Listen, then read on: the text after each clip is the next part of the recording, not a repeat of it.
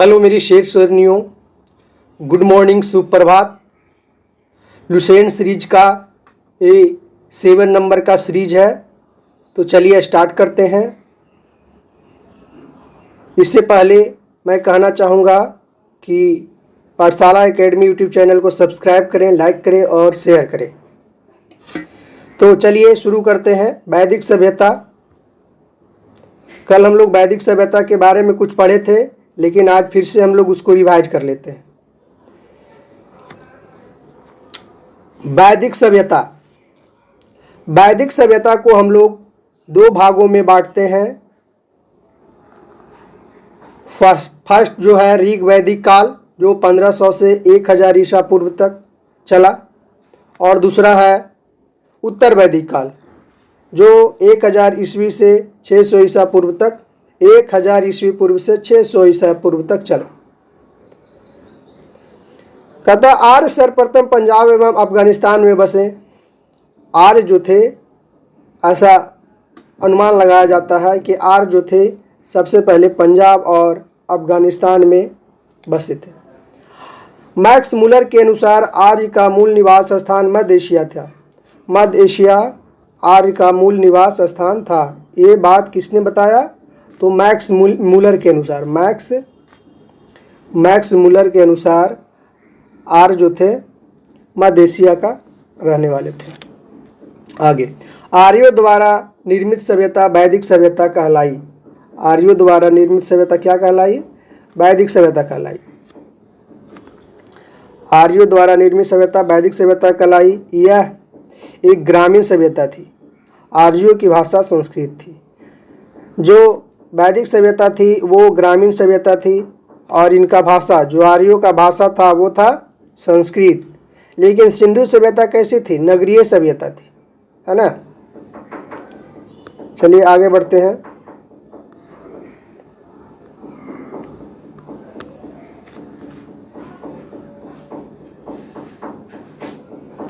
आर्य शब्द भाषा समूह को इंगित करता है। आर्य जो शब्द है वो भाषा समूह को इंगित करता है, यानी आर्य एक मतलब कोई भाषा बोलने वाला समूह है, उसी को आर्य कहा जाता है।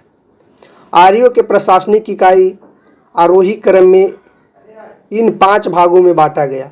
यानी आरोही क्रम मतलब बढ़ते क्रम, छोटा से बड़ा। तो पहले कुल आया, फिर ग्राम आया, फिर विष आया, जन आया और राष्ट्र आया। ग्राम के मुखिया ग्रामनी। ग्राम का जो मुखिया था वो क्या कहलाया? ग्रामनी कहलाया। और बीस का प्रधान बीसपति। बीस का प्रधान बीसपति। बीस का प्रधान जो था वो बीसपति था। जन का शासक राजन कहलाया। जो जन का शासक था वो राजन कहलाया। अधिकारियों में पुरोहित एवं सेनानी प्रमुख थे। जो आर्य वैदिक समाज, वैदिक सभ्यता में जो अधिकारी होते थे उनमें एक अधिकारी पुरोहित होते थे और एक सेनानी होते थे। ये प्रमुख थे। अधिकारी तो और थे, लेकिन ये प्रमुख थे, है ना। वशिष्ठ रूढ़िवादी थे, लेकिन विश्वामित्र उदारवादी पुरोहित थे। वशिष्ठ और विश्वामित्र को दो पुरोहित थे। जो वशिष्ठ थे वो उदारवादी थे, और जो विश्वामित्र थे वो उदारवादी थे, है ना। रूढ़िवादी मतलब वो चेंज करना नहीं चाह रहे थे, और उदारवादी मतलब वो चाह रहे थे, मतलब जैसा आपको, मतलब कि कुछ आप अगर चेंज कर सकते हैं तो चेंज कर सकते हैं। सूत, रथकर व कामवादी नामक अधिकारी रत्नी कहे जाते थे। कौन कौन? सूत, रथकर, कामवादी नामक अधिकारी रत्नी कहे जाते थे। इनकी संख्या राजा सहित करीब, इनकी संख्या जो थी राजा सहित 12 हुआ करता था। पूरब दुर्गपति एवं स्पष्ट जनता की गतिविधियों को देखने वाले गुप्तचर थे। पूरब क्या थे? दुर्गपति थे।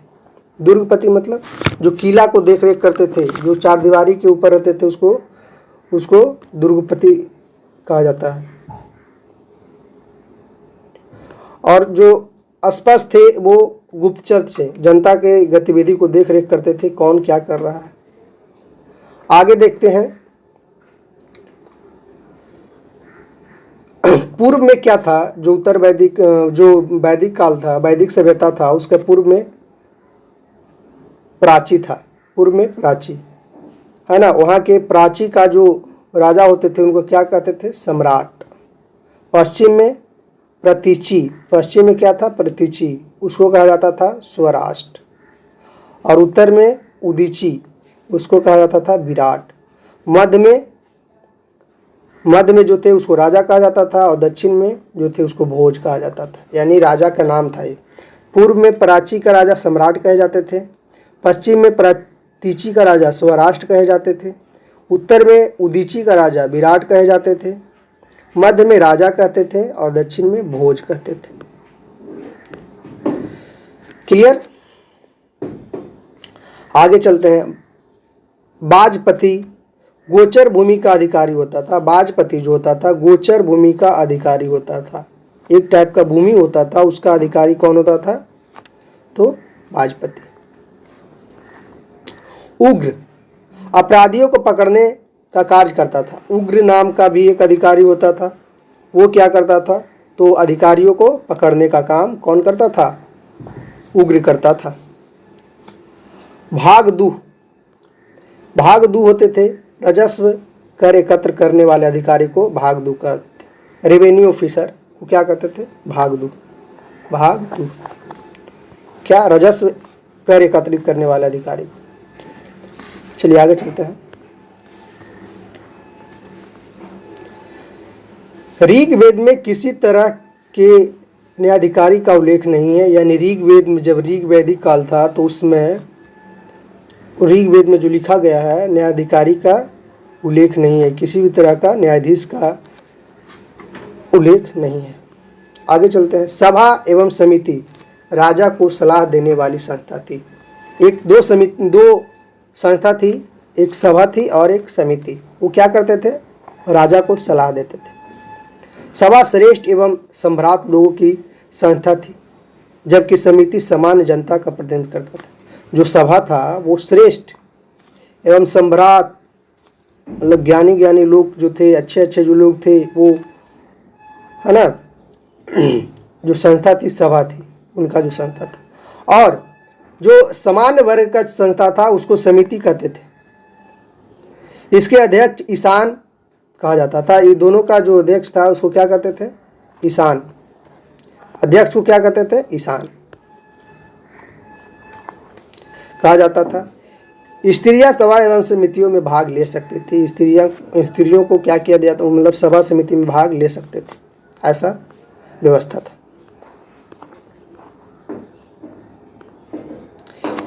युद्ध में कबीले का नेतृत्व राजा करता था। युद्ध के लिए गविष्ट शब्द का प्रयोग किया गया है, जिसका अर्थ गायों का खोज है ना। जो युद्ध थे, युद्ध में कबीले का नेतृत्व राजा करते थे। जो कबीला होती थी युद्ध के लिए, उसका नेतृत्व राजा क्या करते थे, कौन करते थे, राजा करते थे। युद्ध के लिए गविष्ट शब्द का प्रयोग होता था।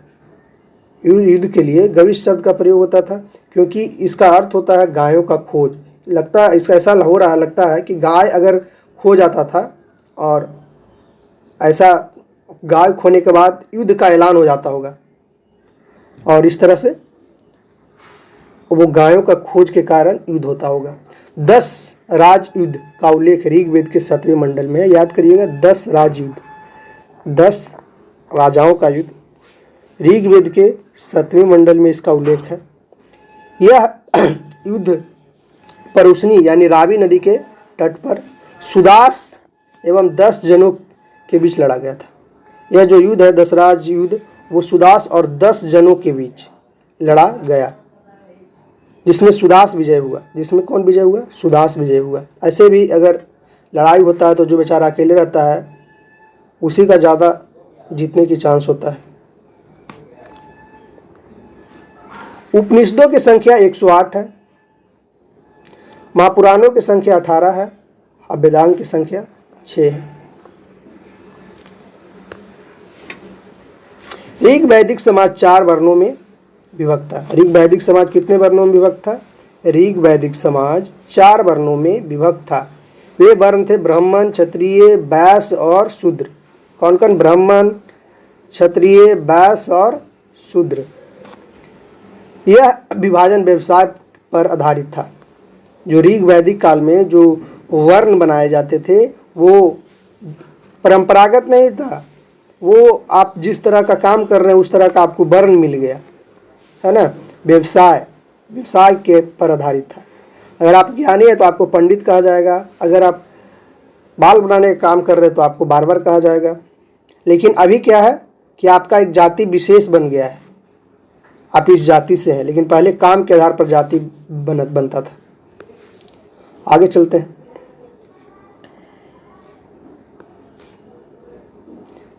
ऋग्वेद के 10वें मंडल में पुरुष सूक्त के चतुर्वर्णों का उल्लेख है। ऋग्वेद के 10वें मंडल में पुरुष सूक्त के चतुर्वर्णों का उल्लेख है,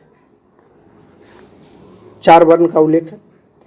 इसमें कहा गया है कि ब्राह्मण परम पुरुष के मुख से, क्षत्रिय उनकी भुजाओं से, वैश्य उनकी जांघों से और शूद्र उनके पैरों से उत्पन्न हुए हैं। जो 10वें मंडल है उसमें पुरुष सूक्त का वर्णन है।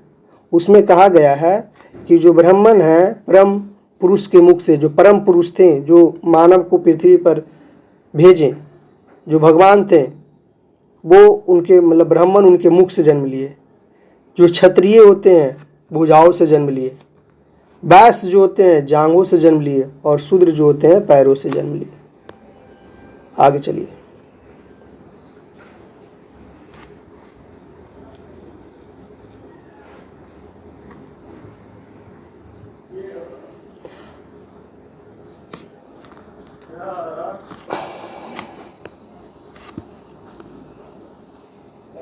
आर्यों का समाज पितृ प्रधान था। जो आर्य जो लोग थे वो उनका समाज पितृ प्रधान था, है ना। लेकिन सिंधु सभ्यता में क्या था? मातृसत्तात्मक था। समाज की सबसे छोटी इकाई परिवार या कुल थी। जो समाज की सबसे छोटी इकाई थी परिवार थी या कुल थी, जिसका मुखिया पिता होते थे, जिसे कुलप कहा जाता था। यानी परिवार के मुखिया को कुलप कहा जाता था और उसका मुखिया कौन होते थे? पिता होते थे। स्त्रियां इस काल में अपने पति के साथ यज्ञ कार्य में भाग लेती थी। स्त्रियां जो थी इस काल में अपने पति के साथ यज्ञ कार्य में भाग लेती थी। बाल विवाह एवं पर्दा प्रथा प्रचलित नहीं था। बाल विवाह और पर्दा प्रथा जो था प्रचलित नहीं था। कब? ऋग वैदिक काल में। विधवा अपने मृतक पति के छोटे भाई से यानी देवर से विवाह कर सकती थी। विधवा जो हो जाती थी वो अपने मृतक पति के छोटे भाई से यानी जिसको देवर कहते हैं उससे विवाह कर सकती थी। स्त्रियां शिक्षा ग्रहण करती थी। स्त्रियां का भी शिक्षा ग्रहण करने का अधिकार था। ऋग्वेद में लोपामुद्रा, घोषा, सिक्ता, आपला एवं विश्वास जैसी विदुषी स्त्रियां का वर्णन है। कौन कौन सी स्त्रियां? लोपामुद्रा स्त्री का एक टाइप है, घोषा, सिक्ता, अपला एवं विश्वास जैसी विदुषी स्त्रियों का, ऐसे विदुषी हुआ करते थे, का वर्णन है। गार्गी में याज्ञवल्क्य के बाद विवाद की चुनौती दी थी। गार्गी ने जो गार्गी थे याज्ञवल्क्य को वाद विवाद की चुनौती दी थी कि हमसे वाद विवाद करो।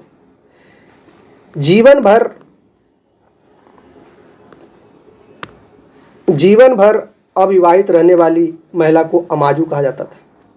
जो जीवन भर अविवाहित रहते थे उसको अमाजू कहा जाता था। चलिए आगे देखते हैं। दर्शन एवं उनके प्रवर्तक। चारवाक दर्शन का प्रवर्तक थे चारवाक दर्शन का प्रवर्तक कौन थे? चारवाक। योग दर्शन का प्रवर्तक कौन थे? पतंजलि। सांख्य दर्शन का कपिल, न्याय दर्शन का गौतम। याद रखिएगा, चारवाक दर्शन का चारवाक, योग दर्शन का पतंजलि, सांख्य दर्शन का कपिल, न्याय दर्शन का गौतम। पूर्व मीमांसा का कौन थे? जैमिनी। उत्तर मीमांसा का कौन थे? बदरायन। और वैशेषिक दर्शन का कौन थे? कनाद। पूर्व मीमांसा का जैमिनी थे।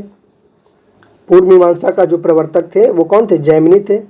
उत्तर मीमांसा का बदरायन थे। वैशेषिक का कनाद थे। चारवाक का चरवाक याद है। योग जानते पतंजलि। सांख्य याद करिए कपिल। आपके गांव में कोई कपिल नाम का व्यक्ति होगा, समझ जाइए वो सांख्य दर्शन का दिया है ना। न्याय जो गौतम थे, न्याय दर्शन का प्रवर्तक कौन थे? गौतम थे। पूर्व मीमांसा जैमिनी, पूर्व मीमांसा जैमिनी और उत्तर मीमांसा बदरायन और वैशेषिक का कनाद। चलिए आगे चलते हैं।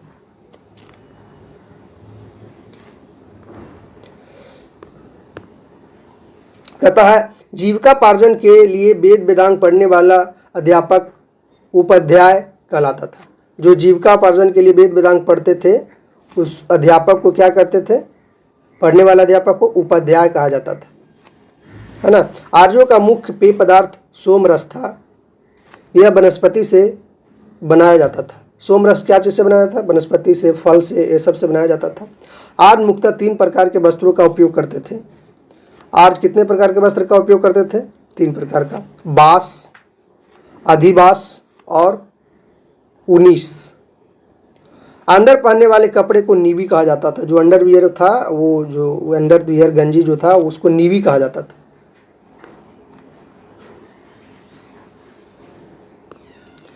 आर्यों के मनोरंजन का मुख्य साधन थे संगीत, रथ दौड़, घुड़दौड़ एवं धूत क्रीड़ा।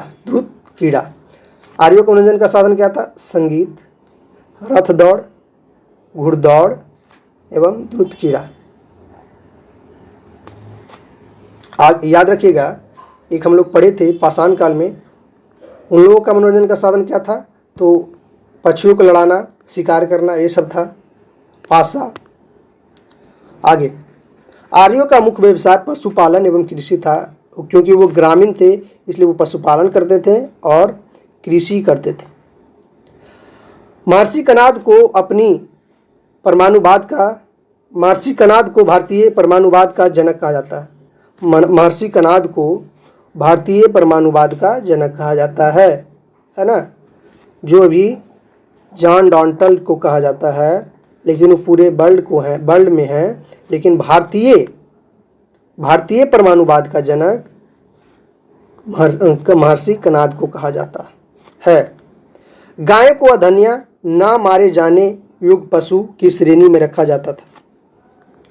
गाय को क्या कहा जाता था? अधन्या कहा जाता था। अधन्या यानी न मारे जाने योग्य पशु की श्रेणी में रखा जाता था। गाय की हत्या करने वाले या उसे घायल करने वाले के लिए वेदों में मृत्युदंड अथवा देश से निकालने की व्यवस्था थी। यानी जो गाय को हत्या कर देता था उसको मृत्युदंड की सजा देने की प्रावधान थी, और या तो फिर देश से उसको निकाला मिल जाता था। आगे है, आर्यों का प्रिय पशु घोड़ा एवं सर्वाधिक प्रिय देवता इंद्र थे।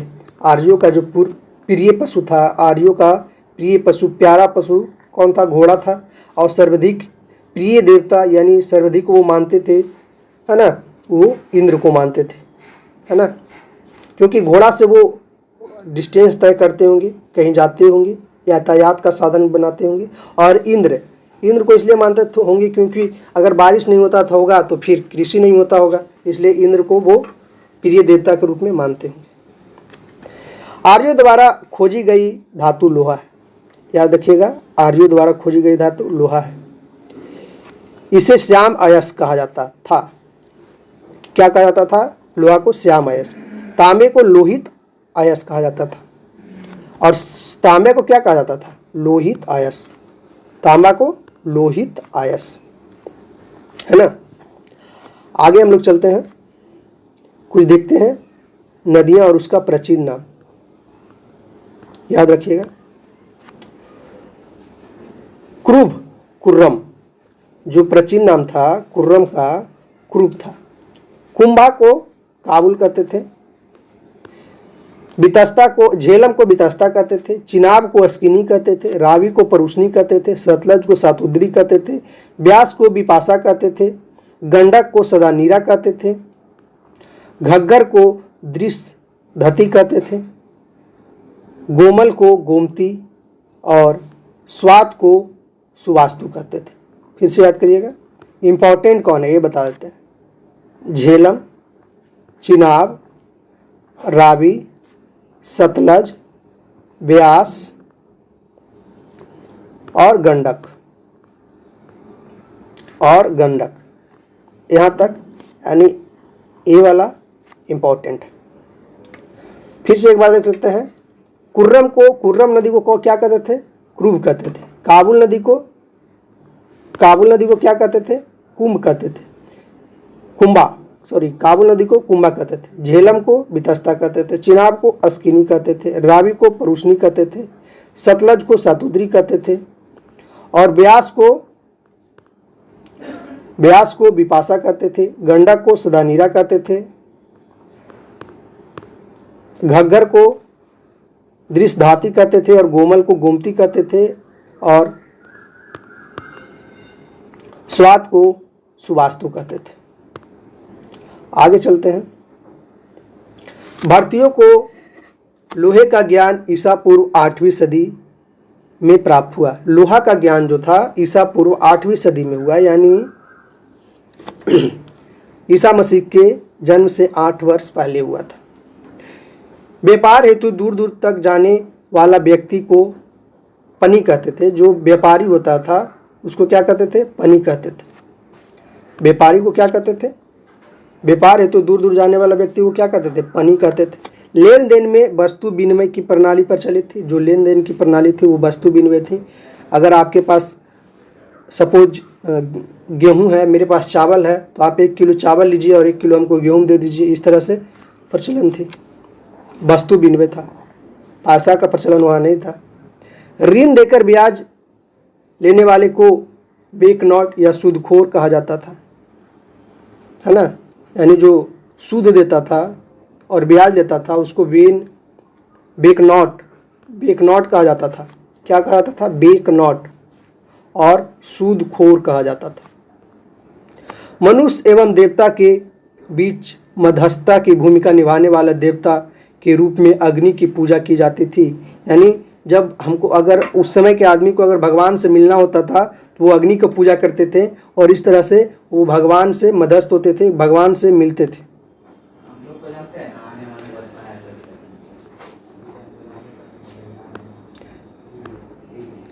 ऋग्वेद में उल्लेखित नदियां में सरस्वती सबसे पवित्र मानी जाती थी। ऋग्वेद में सबसे ज़्यादा पवित्र नदी कौन मानी जाती थी?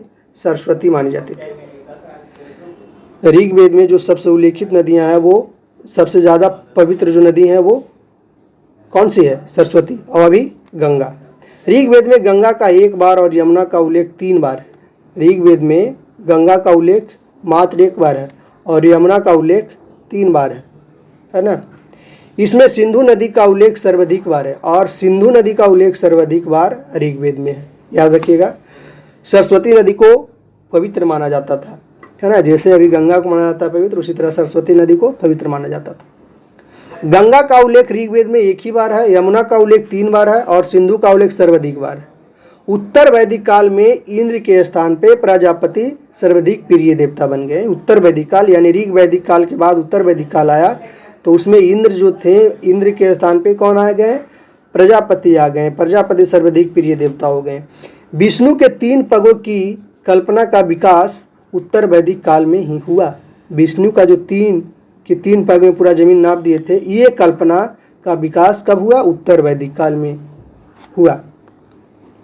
उत्तर वैदिक काल में राजा के अभिषेक के समय राजसूय यज्ञ का अनुष्ठान था।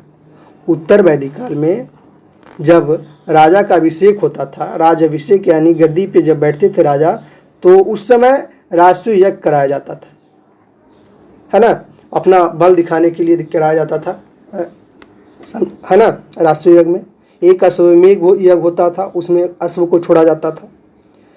उत्तर वैदिक काल में वर्ण व्यवसाय की बजाय जन्म के आधार पर निर्धारित होने लगे। उत्तर वैदिक काल में क्या हुआ? जो वर्ण था, ऋग वैदिक काल में व्यवसाय के आधार पर वर्ण मिलता था, लेकिन उत्तर वैदिक काल में क्या हुआ? जो वर्ण था वो व्यवसाय के बजाय जन्म के आधार पर निर्धारित होने लगे। आगे चलते हैं।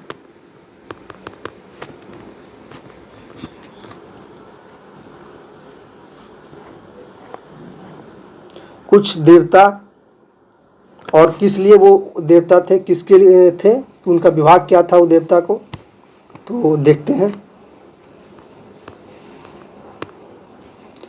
इंद्र युद्ध का देवता माने जाते थे, यानी इंद्र युद्ध का देवता माने जाते थे। वर्षा का देवता माने जाते थे। अग्नि देवता या मनुष्य के बीच मध्यस्थ करते थे। इंद्र क्या चीज का देवता माने जाते थे, तो युद्ध का देवता। वर्षा का देवता। अग्नि देवता एवं मनुष्य के बीच मध्यस्थ करते थे। वरुण यानी जब अग्नि जलाते थे और पूजा करते थे तो देवता साक्षात होते थे या मध्यस्थ करते थे। वरुण पृथ्वी एवं सूर्य के निर्माता कहे जाते थे। वरुण को क्या कहते हैं, पृथ्वी एवं सूर्य का निर्माता। समुद्र का देवता कहते थे। विश्व के विनायक कहा, नियामक कहा जाता था। विश्व के नियामक यानी विश्व को वरुण ही चला रहे हैं। वह शासक कहा जाता था। सत्य का प्रतीक वरुण को माना जाता था। ऋतु परिवर्तन वह दिन रात का कर्ता, यानी ऋतु परिवर्तन और दिन रात का कर्ता कौन है, तो इन्हीं को माना जाता था। ऋतु परिवर्तन और दिन रात का कर्ता वरुण को ही माना जाता था। ऋतु परिवर्तन और दिन रात का कर्ता। धौ को आकाश का देवता सबसे प्राचीन है। धौ जो देवता है जो सबसे प्राचीन है। धौ को आकाश का देवता माना जाता था। सोम को वनस्पति का देवता। उषा को प्रगति एवं उत्थान का देवता। अश्विनी को विपत्तियों को हराने वाले देवता। अश्विनी को विपत्तियों को हराने वाले देवता। पूषण को पशुओं का देवता। विष्णु को विश्व के संरक्षक एवं पालनकर्ता। विश्व के संरक्षण एवं पालनकर्ता विष्णु को कहा जाता था। और मारुति को आंधी तूफान का देवता, है ना। याद रखिएगा फिर से एक बार। इंद्र को युद्ध का देवता। अग्नि को देवता है मनुष्य के बीच मध्यस्थ करने वाला देवता। वरुण को पृथ्वी एवं सूर्य का निर्माता। समुद्र का देवता। विश्व के नियामक व शासक। सत्य का प्रतीक। ऋतु परिवर्तन व दिन रात का कर्ता। धौ को आकाश का देवता। सोम को वनस्पति का देवता। उषा को प्रगति एवं उत्थान का देवता। अश्विनी को विपत्तियों को हराने वाला देवता। पूषण को पशुओं का देवता। विष्णु को विश्व के संरक्षक एवं पालनकर्ता। मारुत को आंधी तूफान का देवता कहा जाता था। आगे चलते हैं।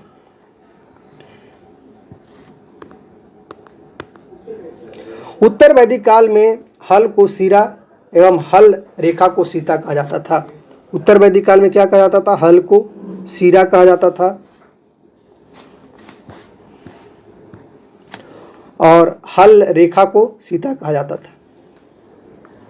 उत्तर वैदिक काल में निष्क और शतमान मुद्रा की इकाइयाँ थी। उत्तर वैदिक काल में जो निष्क था और शतमान था मुद्रा का इकाई था। सिक्कों के चलन का कोई प्रमाण नहीं मिलता है। सिक्कों के चलन का कोई प्रमाण उस समय नहीं मिलता है। सांख्य दर्शन भारत में सभी दर्शनों में सबसे प्राचीन था। सांख्य दर्शन, इसके अनुसार मूल तत्व 25 हैं। इसके अनुसार जो थे मूल तत्व 25 हैं। इनमें प्रकृति पहला तत्व है, यानी सांख्य दर्शन को सबसे प्राचीन दर्शन माना जाता है और इसके अनुसार मूल तत्व 25 है और सबसे पहला जो तत्व है वो प्रकृति है। सत्यमएव जयते, सत्यमएव जयते को मुंडको उपनिषद से लिया गया है ना। यानी सत्यमेव जयते का जिक्र जो है मुंडको उपनिषद में है, लेकिन 4 आश्रम का उल्लेख जलोब्दो उपनिषद में है। इसी उपनिषद से यज्ञ की तुलना फूटी नाव से की गई थी। इसी उपनिषद में यज्ञ की तुलना फूटी हुई नाव से की गई है ना।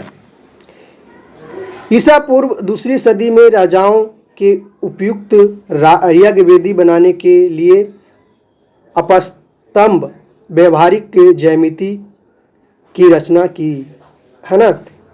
ईसा पूर्व 2री सदी में, ईसा पूर्व यानी ईसा मसीह के जन्म से 2री सदी यानी पहले 2री सदी, राजाओं के उपयुक्त यज्ञ वेदी बनाने के लिए अपस्तंभ व्यवहारिक ज्यामिति की रचना की गई। जो ज्यामिति की जो रचना हुई वो यज्ञ करने के लिए हुई थी।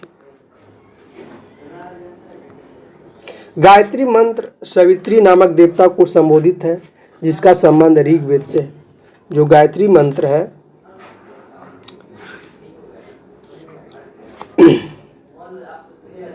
गायत्री जो मंत्र है सवित्री, गायत्री मंत्र जो है सवित्री नामक देवता को संबोधित है, जिसका संबंध ऋग्वेद से है। लोगों को आर्य बनाने के लिए विश्वामित्र ने गायत्री मंत्र की रचना की। लोगों को आर्य बनाने के लिए विश्वामित्र ने, याद रखिएगा, विश्वामित्र ने गायत्री मंत्र की रचना की है। क्वेश्चन पूछता है कि गायत्री मंत्र का रचनाकार कौन है, तो विश्वामित्र। श्रद्धा की प्रथा पहल दत्तात्रेय ऋषि के बेटे निमि ने शुरू किया था। श्राद्ध यानी जो श्राद्ध होता है, जो मरने के बाद श्राद्ध होता है, तो श्राद्ध का प्रथा पहल दातेत्रेय ऋषि के बेटा निमि ने शुरू किया था। उत्तर वैदिक काल में कौशाम्बी नगर में प्रथम बार पक्की ईंटों का प्रयोग किया गया था। सबसे पहली बार जो पक्की ईंट का प्रयोग था वो कब किया गया था, उत्तर वैदिक काल में। किस नगर में किया गया था, कौशाम्बी, है ना, कौशाम्बी में पक्की ईंटों का प्रयोग किया गया था। महाकाव्य दो हैं, महाभारत और रामायण। महाभारत का पुराना नाम जय संहिता है एवं विश्व का सबसे बड़ा महाकाव्य है। गोत्र नामक संस्था का जन्म उत्तर वैदिक काल में हुआ है। जो गोत्र होते हैं, जैसे अभी पूछते हैं पंडित जी लोग, बताइए आपका गोत्र क्या है, तो वो इसका जन्म जो है उत्तर वैदिक काल में हुआ। महाकाव्य कितने हैं, दो हैं, महाभारत और रामायण है। इसको महाकाव्य कहा जाता है। महाभारत का पुराना नाम क्या है, जय संहिता। यह विश्व का सबसे बड़ा महाकाव्य है। सबसे बड़ा महाकाव्य कौन है विश्व का, तो महाभारत। गोत्र शब्द, जो गोत्र नामक शब्द है, संस्था है, यानी गोत्र नामक संस्था जो है का जन्म उत्तर वैदिक काल में हुआ। तो थैंक यू दोस्तों देखने के लिए, और पाठशाला एकेडमी यूट्यूब चैनल को सब्सक्राइब करें, लाइक करें, शेयर करें, और जो आपको दिक्कतें हो रही है उसे बताएं, ताकि हम उस दिक्कत को सोल्व कर सकें। जो प्रॉब्लम हो रहा है उस प्रॉब्लम को हम सोल्व कर सकें। थैंक यू दोस्तों।